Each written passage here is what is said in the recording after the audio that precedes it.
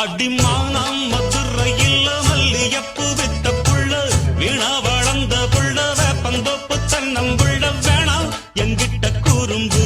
விட்டு விலகித்தானா அங்கிட்டு